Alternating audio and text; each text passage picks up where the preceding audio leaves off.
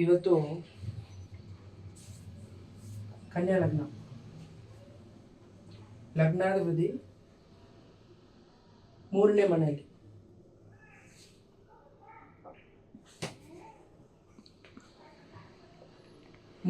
ಇದ್ದಾರೆ. ಇವ್ರನ್ನ 11ನೇ ಮನೆ ಅಧಿಪತಿ ಚಂದ್ರ ಇಲ್ಲಿ ಉಚ್ಚ ಆಗಿರ್ತಾರೆ. ಮೂನ್ ಇದು ಹೆಂಗಿರುತ್ತೆ ಅಂತಂದ್ರೆ ಇವ್ರ ಬದುಕು ಮೆರ್ಕುರಿ ಲಗ್ನಾಧಿಪತಿನ 11ನೇ ಮನೆ ಅಧಿಪತಿ ನೋಡಿದ್ರೆ ಯಾಗಿರುತ್ತೆ ಅಂತಂದ್ರೆ ಅವ್ರು ಯಾವಾಗನೂ ಲಾಭದಲ್ಲೇ ಇರಬೇಕು ಅಂತಲೇ ನೋಡ್ತಾರೆ. ಮತ್ತೆ ಇಲ್ಲಿ ಒಂದು ಲಗ್ನಾಧಿಪತಿನ ಮರ್ತ್ಬಿಡಿ, ಲಾಭಾಧಿಪತಿ 9ರಲ್ಲಿ ಇದ್ರೇ ಅದು ತುಂಬ ಲಕ್, ಯಾವಾಗಲೂ ಲಾಭ ಬರ್ತಾನೆ ಇರುತ್ತೆ. ಒಂದು ಎರಡನೇದು, ಈ ಮನೆಯಲ್ಲಿ ಚಂದ್ರ ಬಂದ್ಬಿಟ್ಟು ಉಚ್ಚ ಆಗ್ತಾರೆ. ಮತ್ತೆ ಹೇಳಬೇಕಾ ಈ ಜಾತಕನ? ಹಂಗೆ ಈ ಥರ ಚಂದ್ರ ಉಚ್ಚದಲ್ಲಿರೋ ಚಂದ್ರನ ಲಗ್ನಾಧಿಪತಿ ನೋಡ್ತಾರೆ ಅಂತಂದರೆ ಏನು ಮಾತೇ ಇಲ್ಲ. ಇವು ಚಂದ್ರ ಬಂದ್ಬಿಟ್ಟು ಲಗ್ನಾಧಿಪತಿ ನೋಡಿದ್ರು ಸರಿ, ಲಗ್ನಾಧಿಪತಿ ಚಂದ್ರನ ನೋಡಿದ್ರು ಸರಿ, ಈ ಜಾತಕದಲ್ಲಿ ಇವರು ಯಾವಾಗನೂ ಬಂದ್ಬಿಟ್ಟು ಮಲ್ಟಿ ಮಿಲಿಯನರ್ ಆಗಿ ಇರ್ತಾರೆ. ಒಂದು ಎರಡನೇದು, ಮೆರ್ಕುರಿ ಬಂದ್ಬಿಟ್ಟು 3ರಲ್ಲಿ ಇದ್ರೇ ಫುಲ್ ಕಮ್ಯುನಿಕೇಷನ್. ಯಾವಾಗನೂ ಬಂದ್ಬಿಟ್ಟು ಮೆರ್ಕುರಿ ಬಂದ್ಬಿಟ್ಟು ಕಮ್ಯುನಿಕೇಷನಲ್ಲಿ ಸ್ಕಿಲ್ ಆಗಿರ್ತಾರೆ. ಅದು ಥರ್ಡ್ ಹೌಸ್. ಕಾಲಪುರುಷಗೆ 3ನೇ ಮನೆ ಅಧಿಪತಿ ಯಾರು?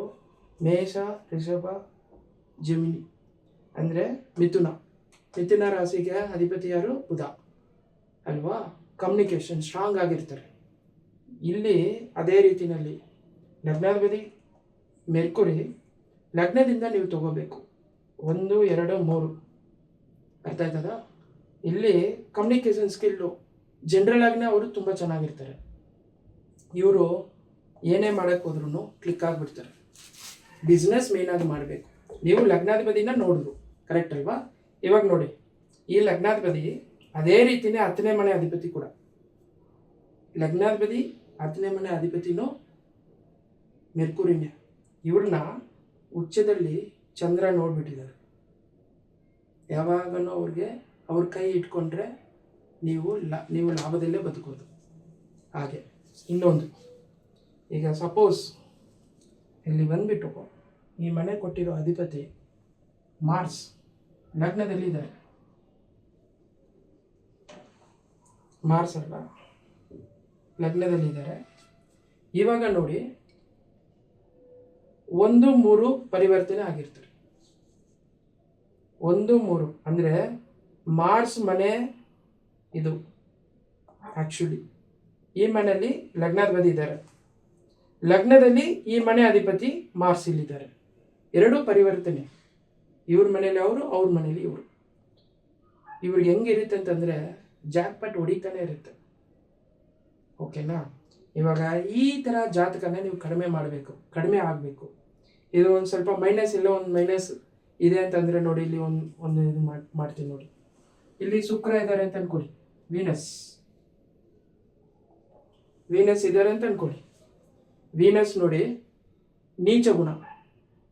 ಇಲ್ಲಿ ಕನ್ಯಾ ಮನೆಯಲ್ಲಿ ಶುಕ್ರಗೆ ನೀಚ. ಸೊ ಇದು ಹೆಂಗಿರುತ್ತೆ ಅಂತಂದರೆ, ಲಗ್ನಾಧಿಪತಿಗೆ ಮನೆ ಕೊಟ್ಟಿರೋರು ಮಾರ್ಸು, ಕುಜ, ಅವರು ನೀಚ ಶುಕ್ರ ಜೊತೆನಲ್ಲಿ ಇದ್ದಾರೆ. ಒಂದಾಯ್ತಾ? ಮತ್ತೆ ಚಂದ್ರ ನೋಡ್ತಾ ಇದೆ ಅಲ್ವಾ ಈ ಗ್ರಹನ, ಅಂದರೆ ಈ ಲಗ್ನಾಧಿಪತಿನ ನೋಡ್ತಿದೆ ಅಲ್ವಾ. ಇದಕ್ಕೆ ಅಧಿಪತಿ ಯಾರು? ಚಂದ್ರನಿಗೆ ಮನೆ ಕೊಟ್ಟಿದ್ದು ವೀನಸ್, ಅವರು ನೀಚ, ಬಲ ಕಡಿಮೆ ಆಯಿತು. ಹಂಗಾಗಿ ಇವರು ಒಂದು ಸ್ವಲ್ಪ ಯಾಗಿರಬೇಕು ಅಂತಂದರೆ 2, 9 ಇವರು ಅಪ್ಪ ಜೊತೆ ಸೇರಿಕೊಂಡು ಯಾವ ವಿವರನೂ ಹೋಗ್ಬಾರ್ದು. ಯಾವ ವಿವರ ಮಾಡೋಕ್ಕೆ ಹೋದ್ರೂ ಅದು ಫೇಲಿಯರ್. ಓಕೆನಾ? ಯಾಕಂದರೆ 9ನೇ ಮನೆ ಅಧಿಪತಿ ಶುಕ್ರ ನೀಚದಲ್ಲಿ ಇರೋದ್ರಿಂದ, ಇಲ್ಲಿ ಈ ಥರ ಪರಿವರ್ತನೆ ಇರೋದ್ರಿಂದ ಇವರು ಅಪ್ಪ ಜೊತೆ ಸೇರ್ಕೊಂಡು ಏನೇ ಒಂದು ವಿವರ ಮಾಡಿದ್ರೆ ಅದು ಲಾಸ್ ಆಗುತ್ತೆ. ಬಟ್ ಒಂದು ಅಪ್ಪ ಮಾಡೋ ಬಿಸ್ನೆಸ್ಸು ಇವ್ರಿಗೆ ತಗೊಂಡು ಮಾಡಿದ್ರೆ ಇವರು ಲೈಫ್ನಲ್ಲಿ ಕ್ಲಿಕ್ ಆಗಿಬಿಡ್ತಾರೆ.